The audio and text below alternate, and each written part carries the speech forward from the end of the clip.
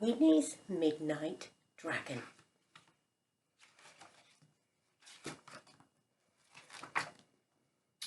"Time for bed," said Winnie the Witch, as the clock struck 12. Witches always go to bed at midnight. Winnie turned off the lights and went upstairs.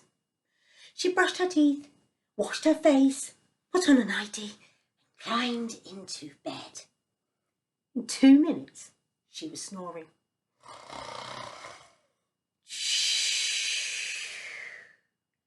Wilbur, her big black cat, was already asleep. He was curled up in his basket, dreaming. 2 minutes later, Wilbur woke up. He could hear a funny noise in the garden. He crept down to the cat flap and peeked out. There was something on the doormat. Something with big green eyes. "Wow!" called Wilbur, and he jumped back. A long nose poked through the cat flap. There was a puff of smoke, and the cat flap wobbled and shook. A spiky body and then a long tail followed the nose. There was a baby dragon in Winnie's house. "Ow!" cried Wilbur. He turned 3 backward somersaults and ran into the hall. The baby dragon thought this was fun. He ran after Wilbur. Swish, swish went his tail. Winnie's grandfather clock wobbled and shook. Ding, dong, boing. "Ow!" cried Wilbur, and he raced upstairs. The baby dragon ran after him. Swish, swish went his tail. Winnie's suit of armour wobbled and shook and rolled down the stairs. Crash, bang, wallop. "Ow!" Wilbur cried outside Winnie's door. Winnie woke up and jumped out of bed. "Whatever's that?" she said. Then she saw a puff of smoke coming from behind her broomstick. "Oh no!" said Winnie. "My broomstick is on fire." Winnie grabbed her broomstick. "Goodness gracious me! It's a baby dragon! He could burn my house down! We'll have to find his mother, Wilbur." "Where's your mother, little dragon?" Winnie asked. "Boo-hoo-hoo!" cried the baby dragon. A cloud of smoke came out of his nose. Puff!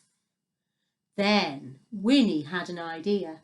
She waved her magic wand 3 times and shouted, "Abracadabra!" Puff went the dragon, and out of his nose came a cloud of butterflies.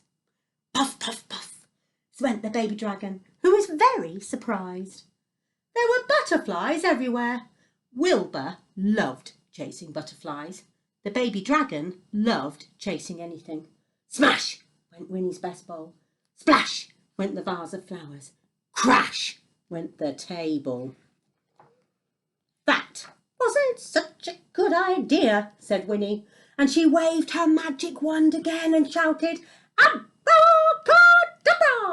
Out of the dragon's nose came nothing.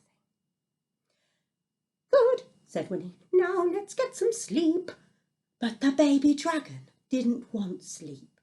He wanted to play.